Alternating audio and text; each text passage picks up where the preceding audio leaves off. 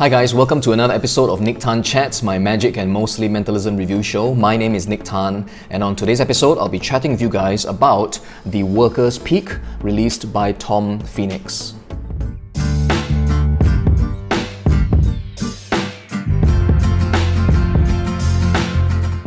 So hi again guys, and welcome back to the channel, and as always, thanks for tuning in, thanks for showing up and spending some time with me today. So today's episode began with a recommendation. Alright, and when I say recommendation, I don't mean that, this particular product was like recommended to me. Actually, it's the other way around. I was actually recommended by one of the viewers on this channel to the creator of this product. And I'm really thankful for that, because it's one thing to know that you guys are enjoying the videos that I do, but it's another thing altogether, to know that you guys like this show enough to recommend it to your friends and even to creators as well. That really means a lot to me, so thank you guys so much for your support.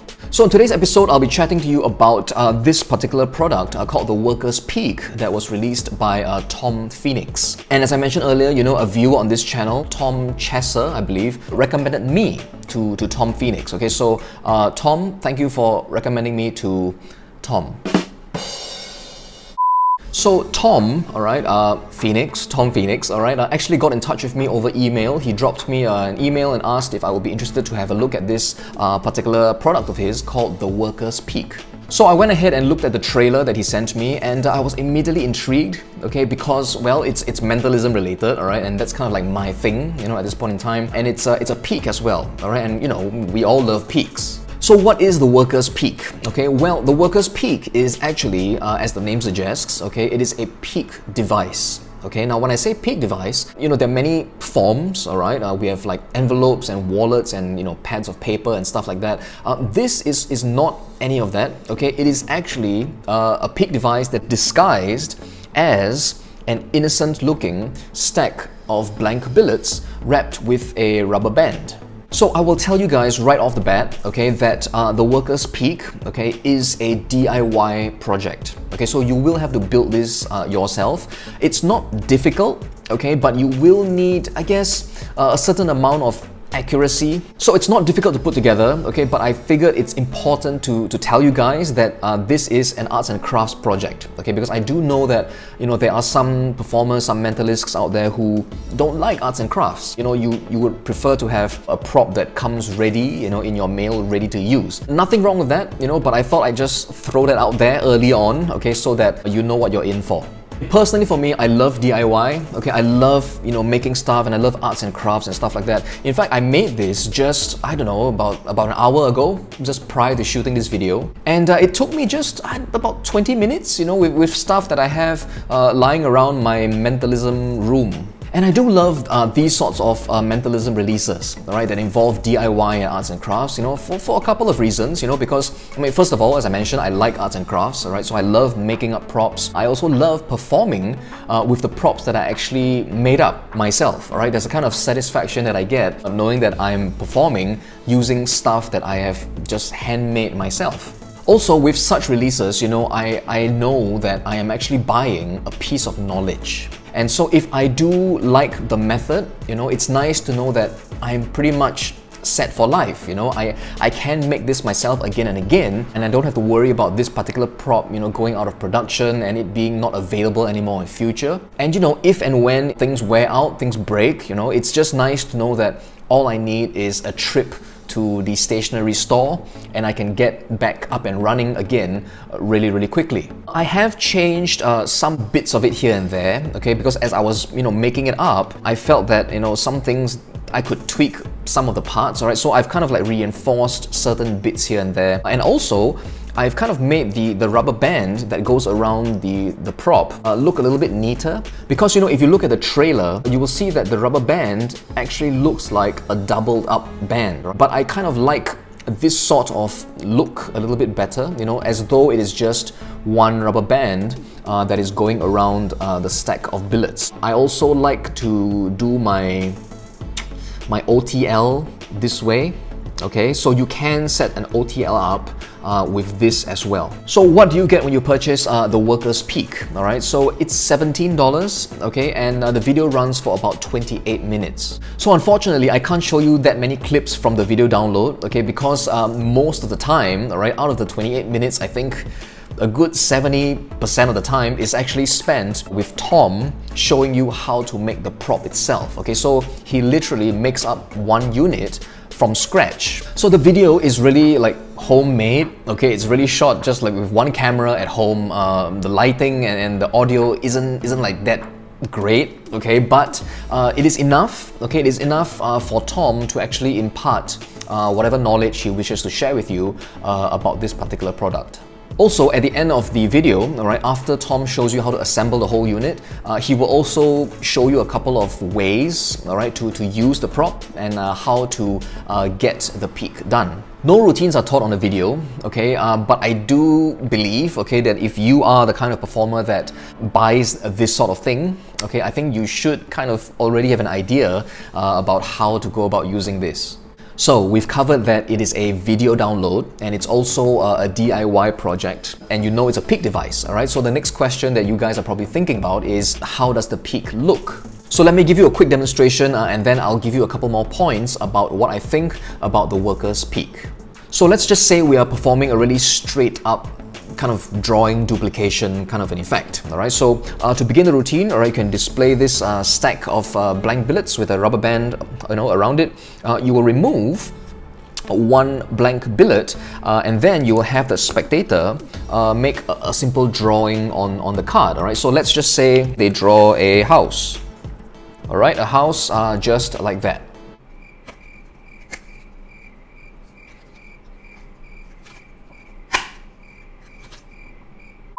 So the spectator makes whatever drawing they want to make, you know, on the card itself. They hold it face down, they hand it to you, you take the card back and then insert it into the middle, okay, of the packet, and they can clearly see that their card is really going into the center of the packet. Okay, so the card is very fairly squared up into the middle, just like that.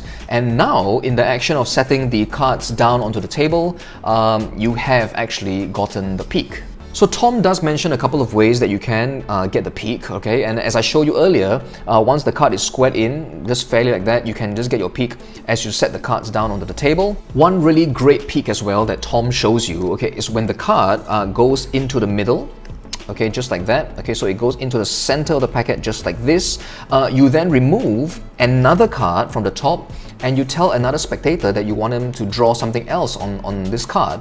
And in that action, okay, with that cover, you can get done what needs to get done as well. So as you can tell, you know, there are a couple of options for you to use the worker's peak, okay, depending on the situations, depending on who's around you, the angles. So you can have some flexibility when using it. And you know, if you do have experience like working with a crowd in front of you, I think you will kind of get a sense for the kind of best way to get the peak in that moment.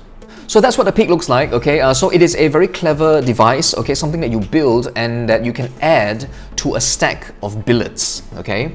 Well, it might be the other way around actually. You're actually adding billets to the gimmick. Or maybe you're adding the gimmick to the billets. They are used together. So let me just tell you guys some important points I think that I can share with you about, you know, the worker's peak. Okay, so first of all, with regard to the peak area, it is 100%. Okay, so you will get access to the whole card. There's no need for any like restriction about where the spectator writes or draws in any way. Okay, it's 100%. You will get everything. Also, whatever is on the card, it is not seen like that. Okay, you know, it's not reversed basically, okay? You will just see it as it is, okay? So it does not rely on that kind of method. Also, you know, I mentioned that arts and crafts is involved, and some of you might be thinking a certain way, all right? But I can tell you this much, I think, okay? It is not just a case of like removing, okay, this sort of thing, okay, from many of the cards, okay? It's not that kind of a method as well. So let me tell you about some other interesting points about the worker's peak, okay? So first of all, it is not just like a block like that you cannot use. It functions almost pretty much exactly like a peak wallet. Because you see, all of us, when we use peak wallets and we choose peak wallets, we have a couple of considerations in mind, right? Things that we want to have. First of all, we always talk about storage space. Whether the wallet can kind of carry extra billets for you to use during performance. Right, so it can store billets, it has a peak function, and then maybe if you're lucky, alright, the wallet also has like 1 or 2 other functions and features such as an OTL or an index of some kind. So this, alright, the worker's peak actually functions really similarly to a wallet, okay, that just looks like an innocent stack of billets with a rubber band. You have access to like a whole bunch of billets, okay, so you can still use this as a functional thing for you to carry your billets around. Okay, so you can remove billets from this stack, alright, and then just hand it to spectators. You could just perform with this billet itself, you know, without using the stack. You could have them fold it up, you know, you can do a CT and just reveal information that way, and then you could continue performing for another spectator. You can remove another card, alright, and then they can make their drawing, you know, whatever drawing they wish to, and then you can then just go into the peak like that. This is a functional prop, alright? It's not just like a stack of billets that have been like glued together and it's just dead, okay? You can carry your billets around with you using this stack. So I think it's really great that, you know, you have an ability to carry extra billets with you, okay, in your pocket in a device such as this that also has a really sneaky peek function as well. Now, the one thing that I will say about this device is that, well, once the card goes in, okay, into the center, just like that, okay, once the card goes in, the card kind of has to stay in there, okay, because there's no way, I think, for you to kind of remove the card from that position in an open way, okay, because this stack, okay, while it is functional and you can store billets using this stack, it is not a prop where you can remove the rubber band and you can start spreading the cards and stuff like that, okay? It has to stay in its banded state. So yeah, I mean, you can't like retrieve whatever card, you know, that is inserted into the peak function, the peak area. Just bear that in mind as you are structuring your routines. Also, I think that being said, this is not something that you can let a spectator handle. You can't like hand it to a spectator and, you know, have them like, you know, fiddle around with it, because they will figure out how it works. So I'm going to throw you guys a couple more random thoughts that literally just came to my mind. So if you have been watching my channel for some time, you will know that I'm a fan of the work of Scott Creasy. And if you look at this, this looks exactly like the kind of prop that Scott Creasy would use, okay? Just a stack of blank billets with a rubber band around it. So some of the moves that Scott teaches, you know, from his minimalistic metaphysical mentalism books, okay, his MMM series books, you know, some of the moves can be used with this. So for example, one routine that comes to my mind already, all right, from Scott's books is the routine that he calls the name and name. Okay, which is basically Scott's handling of Bob Cassidy's name and place routine. So to perform like a variation of like a name and place routine, you know, you could just remove two cards, all right, from the stack, have 2 spectators write whatever it is they want to, you know, have them mixed up face down. They hand you one. This one is inserted into the stack, okay, sight unseen, of course, because it is eliminated. You do what needs to get done. This goes into your pocket, already out of play. The card that is remaining in play is actually the target.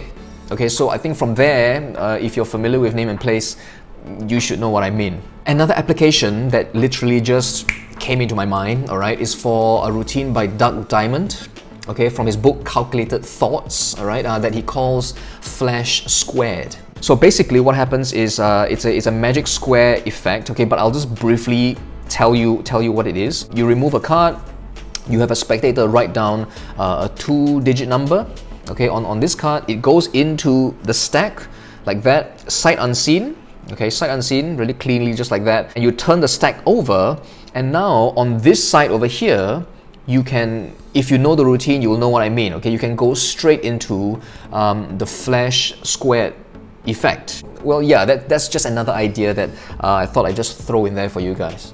So all in, you know, I think it's a really clever designed prop. You know, again, the method is not like new, okay, it's not like a new method, but I think it is a new design for this sort of method. And I think it's really cool that it's literally a peak wallet that is designed to look like just a stack of blank business cards with a rubber band wrapped around it. So yeah, I mean, I like it a lot. Okay, I think it's a really clever idea. Low-tech DIY, it's totally like my kind of thing. So if you are like me, you know, you enjoy like low-tech mentalism stuff, you enjoy building your own props, well then I can recommend this to you, okay, because I think it's really clever, a really clever design, really clever idea as well, really practical as well, I think, for use in real-world conditions. I'd like to thank Tom Phoenix, alright, for sending this download to me so that I can have the opportunity to learn it and also to chat about it with you guys on this show. If you'd like to pick up a copy of The Worker's Peak for yourself, I will leave the link in the description box down below. As always guys, thanks for watching, take care of yourselves, stay safe, have fun with your magic and your mentalism, and I will see you guys on a future episode of Nique Chats.